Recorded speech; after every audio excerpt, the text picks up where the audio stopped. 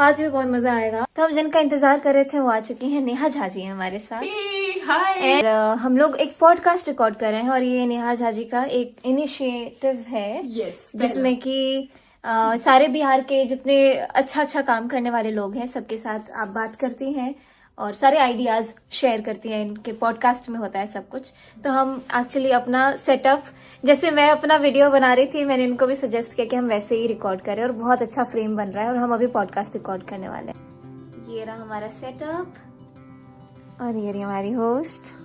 मैं बहुत ज्यादा खुश हूँ कि आज हम मैथिली के साथ पॉडकास्ट शूट करने वाले हैं क्योंकि वो ब्रांड एम्बेसडर बिहार की है और उनके लिए तो कोई इंट्रोडक्शन की जरूरत ही नहीं। अब आज के पॉडकास्ट में एक नया रूप हमें मैथिली का दिखेगा जो कि आई एम श्योर अभी तक पब्लिक नहीं जानती होगी। I am very excited for this. नमस्ते।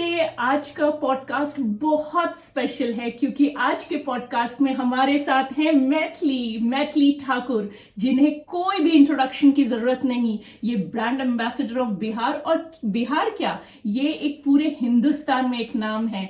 मैथिली, बहुत बहुत खुशी और बहुत ज्यादा प्राउड मोमेंट है कि आप आज पॉडकास्ट में। Thank you so much. Thank you. और मैं ये पॉडकास्ट शुरू करने से पहले एक और छोटी सी बात बताती हूँ जिससे ये समझ में आता है कि इनमें कितना ज्यादा हम्बल है कि ये पॉडकास्ट में हम बहुत अलग अलग लोगों को ला रहे हैं बिहार के। बट जो सबसे बड़ी बात और सबसे अच्छी बात मुझे लगी कि मैथिली से जब मैंने बोला ये नया चीज चालू हो रहा है, and she was ready at the spot, की बोली कोई बात नहीं, मतलब हम जरूर, मतलब इन सारे इनिशिएटिव्स को जरूर हम हेल्प करेंगे। तो thank you Maithili. Thank you. आपका हम्बलनेस वैसे भी आपके ब्लॉग और सारे चीज में दिखता है। मैं हमेशा ऐसा सोचती हूँ और बोलती हूँ अपनी बेटी को। तो मैथिली, हम शुरू करते हैं सबसे पहले आपके इस जर्नी से कि अभी आप जब यूके आए मैथिल संघ के फंक्शन इवेंट में, आपको कैसा लग रहा है? मुझे बहुत अच्छा लग रहा है और खास करके मेरा दूसरा ट्रिप है यूके में। पहली बार आई थी तो बस कुछ मालूम नहीं था, घूमने फिरने के लिए आए थे। लेकिन अभी जो आए हैं तो स्पेशली हमारे मिथिला के जितने भी लोग हैं यूके में, ये पूरी कम्युनिटी एक साथ इकट्ठे हैं और हम लोग मिथिला मिलन मना रहे हैं। और ये हमारे लिए भी बहुत बड़ी अचीवमेंट है कि अपने देश से इतनी दूर आकर के और अपने जो बिहार राज्य से इतनी दूर आकर के सभी मिथिला के लोग कनेक्ट होकर के इतना बड़ा इवेंट ऑर्गेनाइज कर रहे हैं, जिसमें कि 3 दिन का इवेंट है, जिसमें प्री इवेंट है, मेन इवेंट है, उसके बाद डे आउट है। तो मैं आज दूसरे दिन के लिए भी यहाँ उपस्थित हूँ, तो बहुत एक्साइटमेंट है। मेन इवेंट पे आपको ऐसा लगा था इतने बिहार से, इंडिया से दूर इतने सारे बिहार और मैथिल के लोग आपको मिलेंगे, क्या आप इतना उम्मीद करे थे? एक्चुअली मैं जब भी सोशल मीडिया पे लाइव आती हूँ या वीडियो पोस्ट करती हूँ तो बहुत सारे मिथिला के लोग कमेंट में तो आते हैं, तो मुझे उम्मीद थी कि लोग हैं वहाँ बहुत सारे, लेकिन इतने ज़्यादा डेडिकेटेडली कनेक्टेड हैं ये मुझे उम्मीद नहीं थी। और बहुत अच्छा लगा, कल तो इतने सारे लोगों से मिली और आज उम्मीद है कि उससे भी डबल लोग होंगे, तो बहुत अच्छा लग रहा है। डेफिनेटली।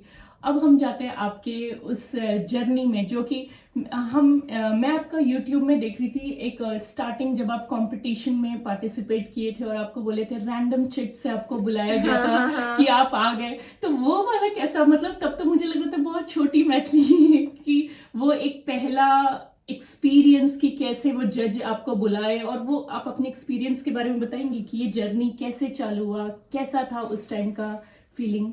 एक्चुअली बहुत ही ज़्यादा पुरानी बात हो गई अभी, ये 2015 की बात है जब इंडियन आइडल जूनियर के लिए सिलेक्शन हुआ था। और मैं बीमार भी थी, अगर आप एपिसोड देखे होंगे, बहुत पतली सी, मुंह काला काला झरिया गया था पूरा। लेकिन उन्होंने चिट निकाल करके मुझे बुलाया तो मुझे जल्दी आने का अवसर मिल गया। फिर हाँ, रैंडम था और गई तो गाने के लिए बोले, और गाने में भी मैं जब अब सुनती हूँ ना तो सुना ही नहीं जाता, इतना सुर बेसुरा लग रहा था क्योंकि बहुत ही वीक फील कर रही थी। लेकिन हालांकि उस दिन मेरा सिलेक्शन हो गया, आगे अगले राउंड में जाके मैं रिजेक्ट हो गई, एलिमिनेट हो गई। लेकिन आपका एक ही बार में हुआ, जब वो अभी भी वीडियो देखो तो ऐसा लगता है वाह, एक ही बार में सब एकदम स्टन रह गए। मैं खुद अभी तक की अपनी जर्नी के बारे में कभी बैठ के सोचती हूँ ना, हालांकि मुझसे लोग बहुत पूछते हैं अलग अलग पॉडकास्ट्स में या फिर जनरली जब लोग मिलते हैं सामने से तो बहुत सारे सवाल पूछते हैं और जर्नी के बारे में बात करते हैं। लेकिन मैं एकांत में कभी एक आध बार मैंने बैठ के सोचा है कि अभी तक मैं यहाँ जहाँ तक भी हूँ तो ये कैसे कैसे होता है। तो मुझे ऐसा लगता है कि सब चमत्कार हुआ मेरे साथ, क्योंकि बहुत सारे लोग हैं हमारे भारत में जो बहुत टैलेंटेड हैं, जो बहुत बहुत ही ज़्यादा अच्छे अच्छे लोग हैं, लेकिन ये जो प्यार जो मुझे मिल रहा है, मैं इसके लिए बहुत ग्रेटफुल हूँ।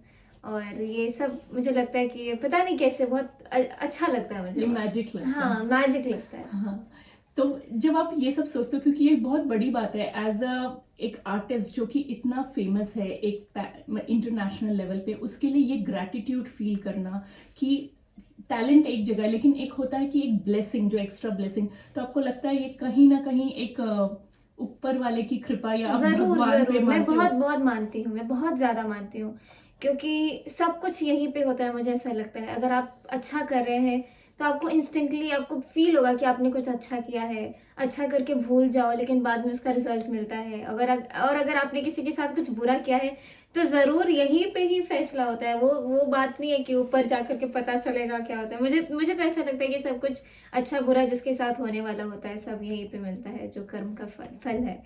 तो मुझे तो हमेशा बहुत ही ग्रेटफुल फील होता है कि मैं रोज उठती हूँ, गाती हूँ, खाती हूँ, सोती हूँ, जो मन में आता है वो करती हूँ, और लोगों का प्यार इतना मिलता है। मतलब मैं बहुत बहुत ज्यादा, सच में मुझे मैजिकल लगता है सब। और ये एक ऐसा चीज मुझे लगता है कि जो आपको पसंद है आप वो काम कर रहे हैं, तो उसमें और ज्यादा मतलब लगता है कि समथिंग जिसमें हाँ आप कभी थकते नहीं हो, जो हाँ, आप एग्जैक्टली। जो आप कितना भी घंटे आप लोगों के साथ रहो, गाओ, 3 घंटे 4 घंटे मैं गाते रह जाती हूँ कभी स्टेज पे, लेकिन थकान महसूस नहीं होती। नहीं, वो तो जब आप लास्ट टाइम अपने यूके ट्रिप में इस साल आए थे और इस्कॉन में जब आप गाए थे, वो एक अलग ही मैजिकल था कि जब आप गाते हैं, मुझे ऐसा लगता है जब आपका ये सुनते हैं, जब आप गाते हैं, क्योंकि एक एज एन आर्टिस्ट मुझे लगता है जब आप ये सोचते हो कि मेरे को एक पर्टिकुलर जॉनर में गाना है, जो आप ये ले रहे हैं, it's a very big thing. तो आप ये डिसीजन कैसे लिए कि मुझे इसी में ही गाना है? और वो आपका एक बहुत स्ट्रॉन्ग पॉइंट है, people relate with you, people connect with you with that, मतलब तो वो कैसा फीलिंग आता है, मतलब वो कैसे आप एक, क्योंकि एज एन आर्टिस्ट आपके पास बहुत ऑप्शंस होते हैं, राइट? और आपको आते भी होंगे कि बहुत सारे, पर उसमें ये डिसाइड करना कि मुझे यही करना है और इसी जॉनर में जाना है, it's a very big thing. ये आप कैसे स्टार्ट में ये डिसाइड करना और अपने अभी आप डिसाइड करके तो नहीं हुआ कुछ, शुरू से ही जो मुझे जो माहौल मिला और जिस तरीके का हमारे घर में वातावरण रहा, उससे ही मिलते जुलते मैं हर काम करते आई। भजन कीर्तन ये ऐसी चीज़ है जो मैं जब से मैं पैदा हुई हूँ तभी से सुन रही हूँ। और दादाजी के साथ मुझे बचपन के जो 7 साल गुजारे मैंने, तो उस दौरान मैंने गांव का जो अपना माहौल देखा कि अष्टयाम होते रहता है, कीर्तन होते रहता है, पाठ होते ही रहता है। तो बहुत ही कंफर्ट लगता है वो सब चीज़ के बीच में रह करके। दिल्ली आई तो माहौल बहुत अलग था। और लेकिन पापा मम्मी ने हमारा जो, हम तीनों भाई बहन का अपब्रिंगिंग बहुत ही आइसोलेशन में रखा हमको, सबसे थोड़ा दूर दूर रखा, अकेले अकेले रखा। तो हम तीनों ही एक दूसरे के दोस्त और सहारा थे। हम तीनों आपस में ही गाते बजाते, ऐसा करते करते, सीखते हुए, रियाज करते हुए बड़े हुए हैं। और भक्ति संगीत ऐसा है जो मुझे पर्सनली बहुत अभी से नहीं, जब से मैं म्यूजिक सुन रही हूँ तब से ही भक्ति संगीत से ही मैं जुड़ी हुई हूँ। क्योंकि अगर आप क्लासिकल म्यूजिक सीखना शुरू करते हैं तो लगभग उसमें भी कृष्ण की लीलाओं के बारे में ही, जो ये 4-4 लाइन की जो बंदिशें होती हैं, छोटा ख्याल होता है, तो उसमें भी लगभग यही बातें होती है। तो मतलब ये वो चीज़ है जो बचपन से ही मैं सुनते आ रही हूँ। और अभी भी ऐसा होता है कि मैं अभी जिस इन्वायरमेंट में हूँ तो कई कई बार ऐसा होता है कि मुझे पुराने गाने सुनने बहुत पसंद है। हाँ। या फिर कभी कभी ऐसा होता है कि मैं अंग्रेजी गाने भी कभी काफी पसंद है, तो मैं गा लेती हूँ, ऐसा कुछ हाँ। प्रॉब्लम नहीं है, मैं गा करके इंस्टाग्राम पे पोस्ट कर देती हूँ। लेकिन डोमिनेंटली जो है, मुझे भक्ति संगीत से बहुत लगाव है। हाँ, और मुझे लगता है कि दैट इज गुड कि आप सारा चीज, आप इंजॉय सब चीज करते हो, बट जो एक कनेक्शन है वो भक्ति हाँ, वाले क्योंकि सॉन्ग। अगर हम भात दाल तरकारी खा रहे हैं तो जब बाहर जाते हैं तो कभी कभी पिज्जा पिज्जा बर्गर भी भी खाते हैं। तो इस सही तरीके बात है। से। नहीं, वो तो है। अभी जो आपकी नई मूवी आई है, जो नया सॉन्ग आया है, वो कैसा एक्सपीरियंस रहा? मतलब वो अचानक से हो गया। एक्चुअली मैंने पहले सोचा था कि मूवी वगैरह के चक्कर में नहीं पड़ूंगी, मुझे नहीं करना है प्लेबैक सिंगर। क्योंकि मेरे उम्र के जितने भी लोग जिनसे मैं राइजिंग स्टार के समय में कनेक्ट हुई, लिटिल चैम्प्स के समय में कनेक्ट हुई, इंडियन आइडल के समय में कनेक्ट हुई, तो सबसे हम जब बात करते थे ना, हम बहुत छोटे हुआ करते थे, 10-11 साल के हुआ करते थे। और फिर जब मैं उनसे बात करती थी कि उनका एम क्या है, गोल क्या है, क्या करना चाहते हैं, तो सब यही थे कि उनको मूवी में गाना है, इसीलिए वो म्यूजिक सीख रहे हैं। Correct. लेकिन मेरे लिए ये कभी से मेरा एम नहीं था, डेस्टिनेशन नहीं था कि मुझे मूवी में गाना है, उसके बाद मैं बिल्कुल एक मतलब वही सब मेरा हो गया। destination ऐसा है, नहीं हाँ। था। तो मैंने सोचा था मैं मूवीज में नहीं गाऊंगी, और लेकिन जब मैं एक बार कोक स्टूडियो का एक गाना आया था, आज भी रज में होली रे रसिया, उसके रिकॉर्डिंग के लिए मैं मुंबई गई थी। उसी दौरान मुझे वहाँ पे एक स्टूडियो में इनवाइट किया गया, जहाँ पे मुझे मनोज मुंतशिर जी मिले, एम करीम जी मिले, और नीरज पांडे जी मिले, जो कि अपने बिहार से ही ताल्लुकात रखते हैं। जी। तो इन लोगों के बीच में थे, और वो लोग एक गाने के ऊपर डिस्कस कर रहे थे कि ये हम शायद अजय देवगन की किसी मूवी में डालना करेंगे। चाहेंगे, जो उस समय में शायद भोला मूवी आने वाली थी, तो शायद वो उसके लिए बात कर रहे होंगे। तो मैंने गा दिया, मुझे गाने का बोल इतना अच्छा लगा, शब्द इतना अच्छा लगा कि मुझे लगा कि ये तो बहुत अच्छा गीत है, मुझे ज़रूर गाना चाहिए। जब मैंने गाया तो वो 1 साल तक तो उस गाने का कोई जिक्र ही नहीं हुआ, 1.5 साल तक कोई जिक्र ही नहीं हुआ। 2 साल के बाद अभी जो ये मूवी आई है थी, औरों में कहाँ दम था, उसमें उस गाने को पिक किया गया। राइट। तो ये मेरे लिए भी सरप्राइज था कि ये मूवी में आने वाला था इस तरीके से, तो मैं बहुत ज़्यादा खुश थी।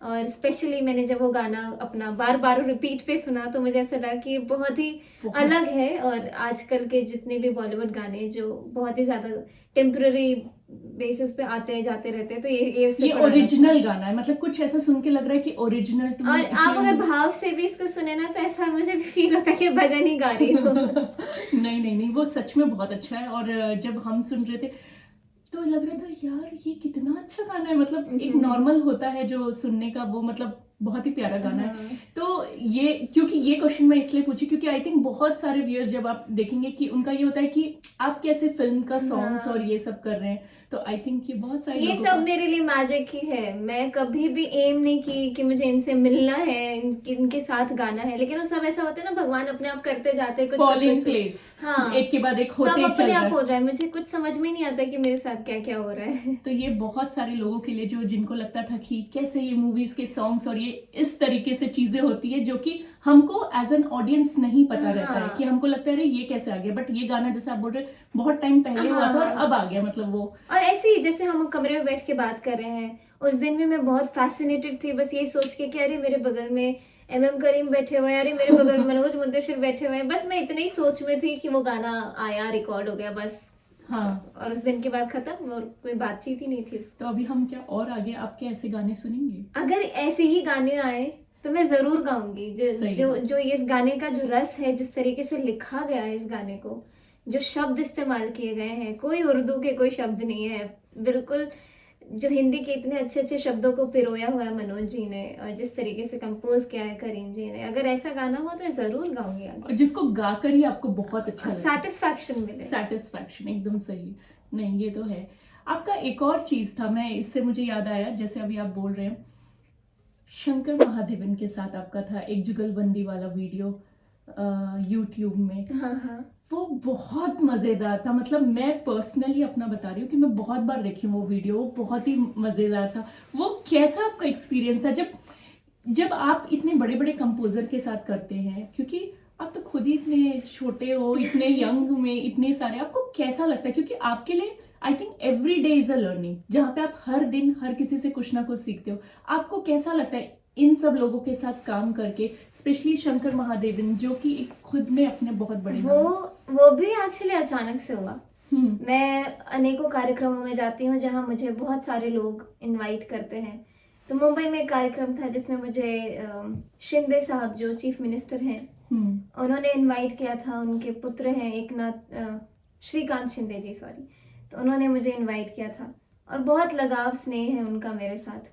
तो मुंबई में अंबरनाथ मंदिर है, जो कि बहुत प्राचीन मंदिर है, तो हर साल वो लोग फेस्टिवल करते हैं। तो उन्होंने मुझे बुलाया था, और मेरे साथ शंकर महादेवन जी का शाम में बहुत बड़ा सा स्टेज पे परफॉर्मेंस था, और मेरा सुबह के स्लॉट में परफॉर्मेंस था 6 बजे अंबरनाथ मंदिर के ठीक सामने। तो जब वो परफॉर्मेंस हो गया तो भैया ने बोला कि आप शाम को भी आओ ना, शंकर जी हैं, वो चाहते हैं कि वो गाएं, आप दोनों साथ में गाएं, और हमें भी बहुत अच्छा लगेगा। तो मैं रुक गई, और शाम को एकाएक स्टेज पे बुलाया गया, और गई, और कुछ डिसाइडेड नहीं था कि हम क्या गाने वाले हैं, लेकिन छाप तिलक उन्होंने पहले से बोल दिया था कि ये ऐसा है जिसमें हम जुगलबंदी कर सकते हैं। तो स्टेज पे गए, गाए, सब इम्प्रॉम्प्टू था, कुछ नहीं डिसाइडेड था कि वो कैसे वो करना है। इम्प्रॉम्प्टू था जी, जी, परफॉर्मेंस, जी। वो तो गजब है। वो अपना इम्प्रोवाइजेशन कर रहे थे और मुझे अपना करना था, बस हमको ये हाँ। मालूम था कि अपना अपना करना है, लेकिन क्या करना है कुछ नहीं मालूम था। ओह तो वाह। वो शिवम महादेवन थे, मैं थी, मतलब ये सब अचानक से हो गया। और ऊपर से मुझे तो इस बात की बहुत खुशी हुई क्योंकि राइजिंग स्टार में मुझे जज कर रहे थे शंकर जी, हाँ तो इसीलिए राइट। तो हाँ हो गया सब। तो कैसा लगता है तो एक बार, तब तो ये एक नेक्स्ट क्वेश्चन यही है कि कैसा लगता है जब वो पहले जज कर रहे थे, अब उनके साथ गाने का मौका, अरे वो एक्सपीरियंस कैसा लगता है? कभी कभी ऐसा लगता है कि वो विश्वास ही नहीं हो रहा कि ये सब मेरे साथ हमेशा ही मुझे ऐसा ही फील होता है कि विश्वास ही नहीं हो रहा होता है कि क्या हो रहा है मेरे साथ। लेकिन हाँ बहुत अच्छा लगता है कि जो लोग जज कर रहे चुके हैं आपको, उनके साथ आप स्टेज शेयर करें। और ऐसा सिर्फ शंकर जी के ही साथ नहीं हुआ है।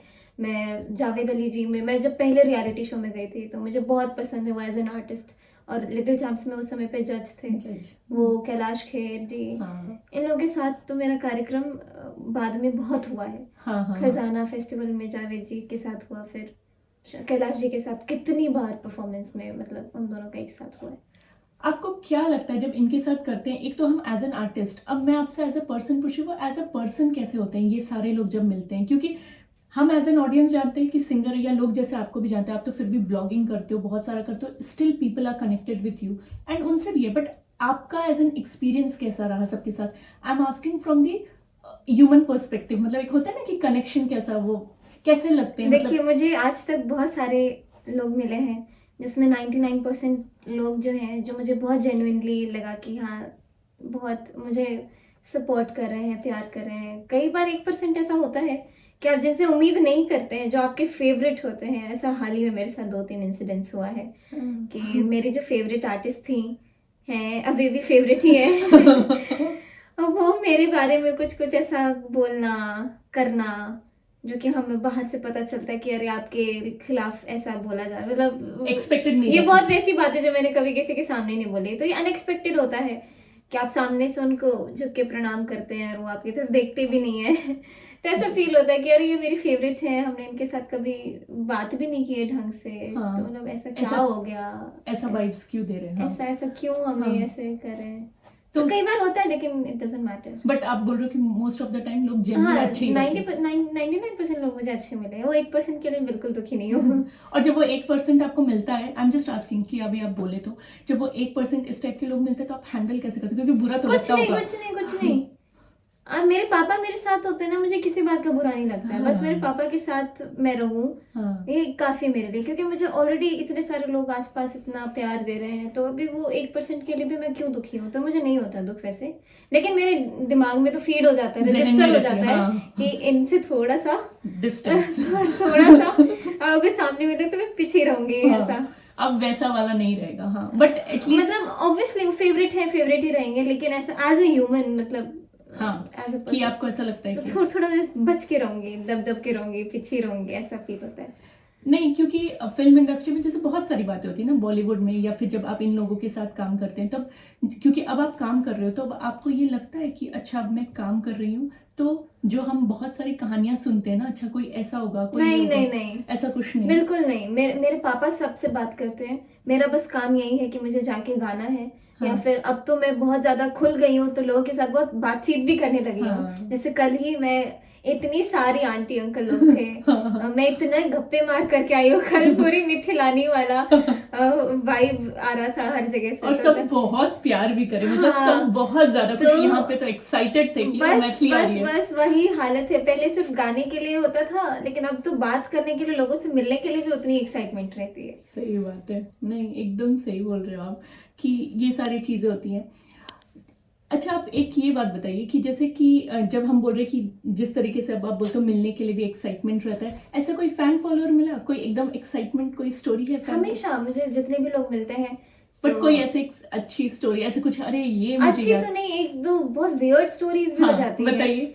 क्योंकि जो अच्छा और जेन्युइन फील होने वाला होता है, मैं बहुत दूर से मुझे फील हो जाता है कि ये अच्छी चीज है, ये जो वाइब्रेशन ही अच्छी है। लेकिन कई बार ऐसा होता है कि कुछ स्टॉक करने वाले लोग आसपास होते हैं, मैं बहुत अनकंफर्टेबल फील होने लगता है। लेकिन मैं बहुत लकी हूँ कि मेरे आसपास मेरे पापा, मेरे भाई लोग होते हैं, प्रोटेक्शन के लिए मुझे कुछ फर्क पड़ता नहीं है। लेकिन हाँ, वही बात है कि दिमाग में रजिस्टर हो जाता है ऐसा Register. कि मुझे ऐसे थोड़ा कॉशियस रहने की ज़रूरत है। तो कई बार ऐसा होता है कि मैं पहले ना, अभी तो मैं पिछले 1.5 साल से बहुत सतर्क हूँ, लेकिन पहले मैं अपडेट दे दिया करती थी कि मैं बोर्ड कर रही हूँ फ्लाइट, या फिर Correct. मैं सुबह फ्लाइट से जा रही हूँ।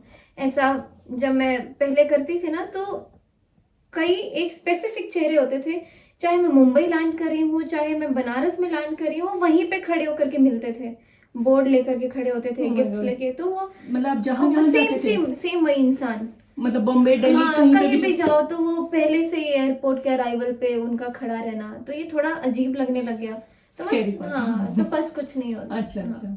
हाँ, तो इसीलिए मतलब हाँ, इस टाइप के। और कोई अच्छे मोमेंट्स हैं? अच्छे मोमेंट्स तो तो रोज बहुत सारे होंगे, हाँ, रोज लेकिन बनते हैं। कोई ऐसे सुपर स्पेशल के अरे मतलब कई बार ऐसा कई बार ऐसा होता है कि कोई आंटी मुझे देखती है ना, और जैसी आती है रोने लग जाती है मेरे पास आते आते, और फिर हक करती है, तो मुझे भी बहुत बहुत, मुझे भी अंदर होता है कि क्या करूं मैं जो इनको ठीक फील करे। कई बार एक अंकल होते हैं, एक बार मैं चित्रकूट गई थी तो उन्होंने पूरा मंदिर हमें घुमाया था, क्योंकि वो इंचार्ज थे। अंत में जब मैं गाड़ी बैठ के जाने लगी तो वो बहुत रोने लग गए, तो मुझे बहुत ही ऐसा होता है कि क्या करूं जो ये अच्छा फील करने लग जाए, चुप हो जाए, तो बस। तो मुझे ऐसा, जब आप ये बात बोल रहे हो तो मेरे दिमाग में एक चीज आ रहा है, आपको ऐसा लगता है कि वाइब्स बहुत इंपॉर्टेंट होते हैं, जो बहुत एनर्जी, ज्यादा, and you believe in that बहुत एनर्जी? ज्यादा, हाँ, बहुत ज्यादा। कई बार कोई भी इंसान ना बहुत देर तक प्रिटेंड नहीं कर सकता है। हाँ, आप किसी के साथ बात करें, शुरू के 5-10 मिनट वो बना करके बहुत अच्छा अच्छा कर सकते हैं, लेकिन मुझे तो 5-10 मिनट भी नहीं, मुझे 10 सेकंड के अंदर पता चल जाता है कि कौन कैसा है, मतलब कैसा किस तरीके से है, हाँ हाँ एक हाँ वाइब्स जो होती है। हाँ। हाँ, कई लोग को, जैसे मेरी मम्मी के साथ क्या है ना, कि मेरी मम्मी को कोई भी प्यार से बात करना शुरू करे, मेरी मम्मी पिघल जाएंगी। बह जाती है। और लेकिन मैं अपने पापा मम्मी को सतर्क करती रहती हूँ, पापा इधर ये थोड़ा ठीक नहीं है, पापा ये मम्मी ये थोड़ा ठीक नहीं है। मेरी मम्मी पापा मुझे ही समझाने लगते थे, नहीं नहीं तुम बच्ची हो, तुम्हें कुछ समझ में नहीं आता। और बाद में क्या होगा, 1 साल बाद वही जो हुआ। मैं बोल रही थी वही हुआ। तो अब मेरे पापा मम्मी भी मुझे सीरियसली लेने लगे हैं। मैं जब बोल देती हूँ कि नहीं पापा ये ठीक नहीं है, मम्मी ये ठीक नहीं है, तो अब समझ जाते हैं। तो बस यही है कि कोई भी बहुत देर तक प्रिटेंड नहीं कर सकता है, बात करते करते आपको खुद फील होने लगेगा कि यहाँ पे गड़बड़ है। तो आप मतलब ये मानते हो ना कि एक वाइब्स और एनर्जी जो होता है आप कैच कर सकते हो, मतलब आप ये चीज, एक इंट्यूशन जो गट हाँ, फीलिंग हाँ, होती हाँ। है कि सामने वाले का। हाँ, आप फील कर सकते हैं। और तो मैं वैसे खुद भी, मैं ज्यादा अगर मुझे थोड़ा भी महसूस होने लग जाए ना, मैं वहाँ उस समय अपना वो सारा एक्सट्रोवर्ट जो मैं बन के बात कर, मैं फिर ड्रॉप कर देती हूँ, मैं शांत हो जाती हूँ फिर। तो वैसे ऐसा कुछ नहीं है कि वो हाँ, प्रभाव करे बहुत ज्यादा, ऐसा भी नहीं है। हाँ, बट यू नो कि कहाँ पे you have to draw the line, हाँ, कि हाँ, भाई इससे हाँ, ज्यादा नहीं करना है, मतलब हाँ। समझ में आ रहा है। जब आप कभी काम करते हो या जब सिंगिंग या कोई भी ऐसा जब टास्क आपका असाइनमेंट होता है, तब आप कभी इस बेसिस पे लेते हो वाइब्स पे कि यार ये कितनी भी बातें कर ले, कितनी भी सारी चीजें बोले, but I am not getting the right vibes, तो मेरे को इसके साथ ये वाला असाइनमेंट नहीं करना है। ये सब एक्चुअली, ये सब मेरा डिपार्टमेंट नहीं है। हाँ, ये हाँ। पापा का डिपार्टमेंट तो है। ऐसा कभी हुआ है कि तो मैं पापा को, हाँ, अब बहुत बार हाँ, वही तो। कोई भी इवेंट होने वाला होता है या फिर कोई भी बातचीत कर रहे होते हैं, तो कई बार ना मैं आई over here my father's conversation, क्योंकि वो हाँ, दूसरे हाँ। रूम में, हमेशा पापा बहुत बिजी रहते हैं, हमेशा हाँ। दिन भर फोन को अटेंड करते करते। मैं कभी कुछ किचन में हूँ, whenever I think that I am getting something और hearing something which is not right, हाँ, मैं हाँ। पापा को जाके बोलते, पापा ये वाला आप एक बार फिर से रिकंसिडर करिए, क्योंकि ये लोगों की बातचीत अच्छी नहीं लग रही है। हाँ, तो फिर पापा मुझे बहुत सीरियसली लेने लगे क्योंकि हैं। वो इंसिडेंट हो चुके हैं ना पास्ट तो में। पापा तभी वो चीज ड्रॉप कर देते हैं। नहीं, क्योंकि वही, हाँ, आई थिंक वही मैं बोल रही हूँ कि हाँ, पापा it तो matters है, a lot. हाँ, इट मैटर्स बिकॉज यू क्योंकि अंडरस्टैंड। आप कहीं जाएं और आपको बेशक, मतलब मैं एक कलाकार के पॉइंट ऑफ व्यू से बोलती हूँ, कई बार प्रोफेशनल तरीके से भी सोचना चाहिए। मैं हमेशा सोचती हूँ ये चीज़ को कि आप कहीं भी जाएं, भले ही और सारी चीज़ें आपको कंफर्टेबल, जैसे रूम्स आपको बेशक कंफर्टेबल ना मिले, बेशक आपको खाना उतना कंफर्टेबल ना मिले, लेकिन लोग अच्छे हो ना, तो बहुत बहुत मजा आता जेन्युइन है, लोग मिले, बहुत मजा आता है। हाँ। और कई बार ऐसा होता है कि सब कुछ बेहतर है, लेकिन वहाँ के लोगों में कुछ ऐसा, या फिर जो हमें बुला रहे हैं उसमें कुछ ऐसा, हाँ। तो मतलब ये चीजें तो मैं कितने साल से परफॉर्मेंसेस करते आई हूँ, तो मैं अब तो notice समझ में आ करती गया, हूँ। रग रग पहचान में आ गया है कि हाँ, कौन कैसा रिएक्ट हाँ। करेगा, कैसा बिहेव करेगा।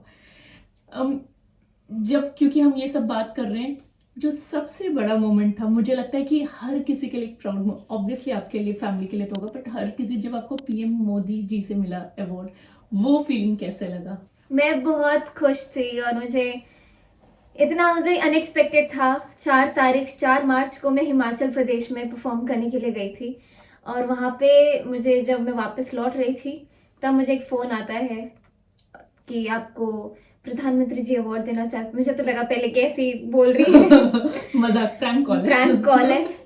लेकिन मैंने पापा को पास किया क्योंकि वो उन्होंने बोला कि पहले मैथिली से बात करें। फिर पापा से जब बात हुई, फिर पापा से जब वो डिटेल्स कीवर्ड्स बताने लगे ना कि अवार्ड का नाम ये है, आप चेक कर सकते हैं, मैं तुरंत बैक गूगल पे चेक करने लगी। मुझे लगा क्या रही ये तो सच में है। हाँ, तो पापा को बोले हाँ पापा, हाँ सच में सच में सच में। तो ठीक है हम आ जाएंगे। तो आज 4 दिन बाद ही अवार्ड अनाउंसमेंट था, तो उन्होंने बोला था कि मैथिली को हमने नॉमिनेट किया है। वही मैं सोची कि इतने सारे लोग हैं जिन्होंने खुद फॉर्म भरा होगा, खुद सब कुछ किया होगा कि उनको नॉमिनेट किया जाए, और मैंने फॉर्म भी नहीं भरा, मुझे पता ही नहीं था कि ये कुछ सही होने बात जा रहा है। है और मुझे लोगों ने नॉमिनेट किया था। तो वो भी बड़ा चमत्कार ही जैसा हुआ। 8 तारीख को गई तो मुझे पता चला कि बाप रे 3000 से ज्यादा लोग आए हुए हैं जो नॉमिनेटेड हैं, करेक्ट। जिनमें सिर्फ 23 लोगों को अवार्ड मिलने वाला है। Oh my God. मैं सोची कि अब इस भीड़ में बैठने के लिए तो अब बाप इतनी दूर से आए, क्या करें अब। तो फिर लेकिन जब स्टाफ लोग जब बातचीत कर रहे थे ना, नहीं नॉमिनीज को यहाँ इधर बिठा दीजिए, अच्छा अवार्डीज को उधर बिठा दीजिए, तो मैं सुन लिया अरे मुझे वहां बिठा रहे हैं, मुझे मतलब award मिलेगा। मिलेगा। तो मैं बहुत खुश हो गई, पापा को बोले पापा अवार्ड मिलेगा ये मिलेगा पटना है पापा, जो आए हैं सही है। मिलेगा। वैसे एक दिन पहले पापा बोल रहे थे मुझे कि तनु अवार्ड मिले ना मिले कोई बात नहीं, और कल अगर मन नहीं कर रहा तो मत भी जाओ, कोई हाँ। प्रॉब्लम नहीं है। पापा मेरे हमेशा कोई भी बहुत बड़ी चीज होती है ना उसको ऐसे एक दिन पहले वो कर देते हैं ना, ड्रॉप कर देते हैं एक्सपेक्टेशन एकदम। हाँ। कि मुझे भी लगता है अरे ठीक है अवार्ड मिले ना मिले कोई बात नहीं है। लेकिन उस दिन एकदम धुक धुक हो रहा था, लेकिन अवार्ड मिलने वाला था। जब पता चल गया तो बहुत हाँ। खुशी हुई, अवार्ड मिला, बहुत अच्छा मूवी। और वो जो आप मैं देख रही थी वो बोले ना कि सेल्फी लेना है, वो वाला मोटिवेट था। हमें उनके जितने भी एसपीजी बोलते हैं शायद, हाँ एसपीजी बोलते हैं या क्या पता नहीं। SPG? उनके जितने भी जो क्या बोलते हैं डेकोरम को जो हाँ, देखते हैं लोग, हाँ। जितने भी उनके सिक्योरिटी के लिए लोग होते हैं, तो वो लोग पहले ब्रीफ कर रहे होते हैं कि अगर आप उधर जाएंगे, तो वो हमें जब ब्रीफ कर रहे थे तो मुझे और डबल श्योरिटी हो गई कि उसका मतलब है कि हम जाएंगे वहाँ। तो ब्रीफ कर रहे थे कि कोई उनका पैर नहीं छुएगा, कोई खुद से नहीं वो करेगा, वो खुद बोलेंगे तो हाँ। कि वो बताना हाँ। बहुत जरूरी रहता है ताकि वो उधर जाके chaos ना हो। chaos ना हो, क्योंकि सब कुछ लाइव हो रहा था। करेक्ट। तो मैंने सोचा ठीक है मैं पैर भी नहीं छूंगी, मैं हाथ भी नहीं मिलाऊंगी, दूर से फोन के लिए तो सेल्फी के लिए तो मैंने मन में सोचा। और मैं सोच रही थी कि और भी लोग खिंचवा ही लेंगे सेल्फी, क्यों नहीं खिंचवाएंगे, सब खिंचवाएंगे। लेकिन मैं देख रही कोई खिंचवा ही नहीं रहा। और जब मैं उधर गई तो मेरे हाथ में फोन था, मैं सोची क्यों ना, अब तो ये मोमेंट बार बार नहीं मिलेगा, एक सेल्फी तो ले ही लेती हूँ। तो मैंने सेल्फी बोल के मैं इतनी नर्वस थी कि वीडियो का बटन खुल गया और मैंने वीडियो बना लिया, जो भी हुआ हो गया बस हो गया। नहीं वो मतलब वो बहुत अच्छा था, वो बहुत जेन्युइन और बहुत नेचुरल निकला, ऑर्गेनिक। मतलब मैं हर कोई ये चाहता होगा। हमेशा से मैं प्रधानमंत्री जी से मिलना चाहती थी, सही और बात उनके है। साथ मुझे वैसे कभी ज्यादा फोटो खिंचवाने की इच्छा नहीं होती है बहुत लोगों हाँ, से, हाँ, लेकिन उनका एक अपीयरेंस और जो उनका बोलने का तरीका है, फिर जिस तरीके से वो ऑरा है ना, मुझे हमेशा मन करता था उनके साथ एक फोटो तो जरूर खिंचवाऊंगी। तो उस दिन भी मैंने सोचा ये मोमेंट पता नहीं मिले ना मिले, फोटो खिंचवा ही लेती हूँ। बहुत लोग सोच रहे होंगे यार हम भी पूछ लेते हैं। नहीं वो तो है। लेकिन बाद में सबने तारीफ की, मुझे एक भी बार किसी ने बोला नहीं कि अरे क्यों, सब बहुत तारीफ कर रहे थे, अच्छा किया ये। नहीं मैं इस बात पे बोल रही हूँ, आप अपना इंस्टाग्राम या यूट्यूब में जो डालते हो आप वो कमेंट्स पढ़ते हो, उसमें बहुत लोगों ने कमेंट भी किया है इस पे। मतलब people are genuinely happy with मैं दिस। अपना इंस्टाग्राम, फेसबुक, यूट्यूब सब मैं खुद से ही मैनेज करती हूँ, चाहे उस पे क्या कंटेंट जाना है, कैसे रिकॉर्ड करना है, क्या स्क्रिप्ट रहेगा, या फिर कैसे एडिट करना है, वो सब मैं खुद करती हूँ। और आपका तो इतना ज़्यादा हेक्टिक है, जैसे अभी बात हो रही थी मेरी मैथिली से और वो बता रही थी कि मैं आज मेरा दिन भर प्रोग्राम है, कल फिर मैं लंदन जाऊंगी, वहाँ परफॉर्मेंस है, मैं रात को 2 बजे तक पूरा एडिट करती हूँ, इतना सारा चीज, मतलब कैसे। सच में मुझे लगता है मेरे को सोने जागने का रूटीन करना पड़ेगा। मैं बहुत कम सोने लगी हूँ, या फिर बहुत लेट उठती हूँ, और कई बार काम होता है तो लेट भी उठना एक ऑप्शन नहीं बचता। करेक्ट। तो बस आज रात को भी मुझे फिर एडिट करना है, हाँ। और कल क्या गाऊंगी उसका लिस्ट प्रिपरेशन थोड़ा करना, मतलब बहुत सारा काम है आज तो। नहीं सही बात है। एक क्वेश्चन मुझे जो कि पर्सनली लगता है, मैं एक वीडियो देख रही थी जो कपिल शर्मा का शो था, जिसमें कोई शायद तक टीचर थे, बोले ये मेरी स्टूडेंट है, तो तब आप इंट्रोड्यूस हो गए थे रियलिटी शो में या जस्ट एज एन ऑडियंस गए थे कपिल शर्मा वाले? मैं जो आपने बताया ना चेट वाला जो, हाँ हाँ हाँ हाँ, वो पहले हो चुका था। अच्छा वो हो चुका सोनी था। चैनल हाँ पे। हाँ हाँ हाँ, उसके बाद कपिल शर्मा भी सोनी पे ही आ रहा था। राइट। तो जब हम लोग स्कूल की तरफ से गए, सारे मास मीडिया के जितने बच्चे थे सबको लेके गए। मैं मास मीडिया में नहीं थी लेकिन मुझे फिर भी लेके गए। तो वो पहली बार मैं किसी ट्रिप पे गई थी, वो भी मम्मी पापा के बगैर। मैं बहुत वो भी थी, लेकिन जो हमारे मास्टर साहब थे पीयूष जी, वो उनको मैं बचपन से जानती हूँ। बचपन से हमारे, जब से हम दिल्ली में थे तब से वो हमारे Familiar face, भैया को मैं जानती हूँ। तो मतलब वो ठीक था, कंफर्टेबल था। तो फिर जब वो लेकर के गए और उन्होंने हर जगह घुमाया हम बच्चों को, और बहुत सारे सेट पे लेके गए। तो इसी सिलसिले में कपिल शर्मा के भी सेट पे लेकर के गए।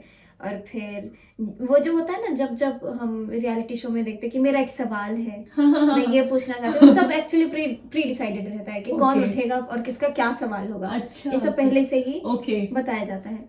तो फिर मैं मैं वहां पे गई ना, तो सोनी के कुछ लोग मुझे जानते थे क्योंकि मैं कंटेस्टेंट रही हूँ इंडियन आइडल की।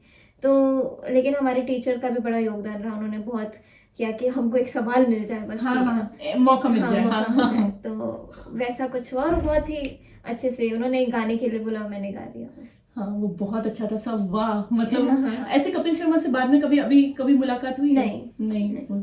अब तो आप खुद ही उस शो में जाने के लिए नहीं, डेफिनेटली।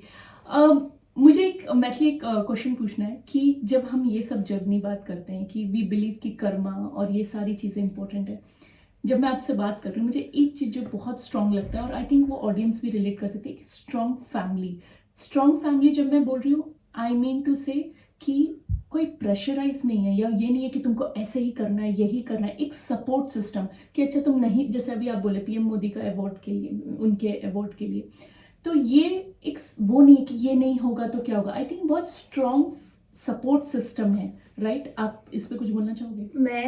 मैं सच में, मैं हर एक चीज़ के लिए इतना ग्रेटफुल फील करती हूँ कि बचपन से लेके अभी तक, वो जो कुछ साल थे ना जब मैं नई दिल्ली आई थी, मैं 6.5 या 7 साल की थी, पापा ने तभी से अपना काम शुरू कर दिया। मुझे हर जगह लेके जाते थे, चाहे उनके जितने भी ग्रुप ट्यूशन्स वाले क्लासेस होते थे, हर जगह लेके जाते थे, मुझे गवाते थे ताकि मेरा डर निकले। छोटे छोटे जितने कार्यक्रम हो रहे थे आसपास में, सब में लेके जाते थे। मंदिरों में लेके जाते थे जब कीर्तन होता था कि एक गाने का मौका मिल जाए, वो कॉन्फिडेंस आए। बहुत ज़्यादा ऐसा, मतलब मुझे हर जगह एक्सपोजर मिले। ये सब करने पे पापा बिल्कुल इतने डिटरमाइंड होके कर रहे थे, और इतने सारे कॉम्पिटिशन्स में लेके जाते थे। और मान लीजिए मैं 3rd आई, 2nd आई, हालांकि वो कम होता था, मैं हमेशा फर्स्ट आना ज्यादा मतलब होता था मेरे साथ। ज्यादातर फर्स्ट आते थे। पापा कभी भी किसी भी चीज को लेकर के मुझे चढ़ने नहीं देगी। मुझे भी ऐसा फील नहीं होता था कि मैं फर्स्ट आई तो कोई बड़ी चीज हो गई है, 2nd आई तो ऐसा लगता था अरे कुछ गड़बड़ हुआ, 3rd आई तो कुछ गड़बड़ हुआ। तो मतलब उसके लिए लेकिन तैयारी और बढ़ा देते थे कि तैयारी और करनी है, और 1st आई तो क्या हो गया, अभी और भी बच्चे हैं। और पापा तो ऐसे बोलते थे जो 2nd आई ना वो तुमसे अच्छा गाती थी, तुमको तो ऐसे ही फर्स्ट दे दिया होगा। मतलब जो 2nd आई वो अच्छा गाई थी, जो 3rd आई वो जो ये गा के गई थी वो बहुत अच्छा गाई थी।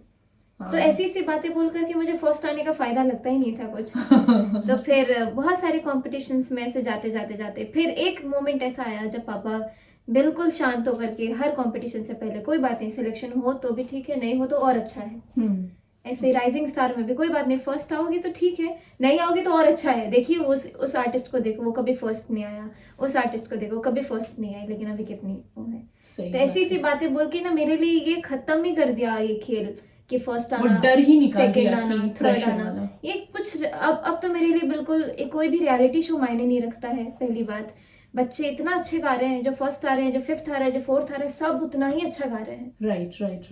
तो ये प्रेशर तो सबसे पहले माँ बाप ही खत्म कर सकता है एक बच्चे के अंदर से कि 1st, 2nd, 3rd, 4th कुछ नहीं होता। मतलब तैयारी स्ट्रॉन्ग होना वो ज्यादा जरूरी है। करेक्ट। नहीं, आई डू। पढ़ाई में भी कभी कुछ नहीं कि तुमको साइंस का स्ट्रीम लेना है या फिर कॉमर्स लेना है, तुमको आर्ट्स चाहिए आर्ट्स ही ले लो।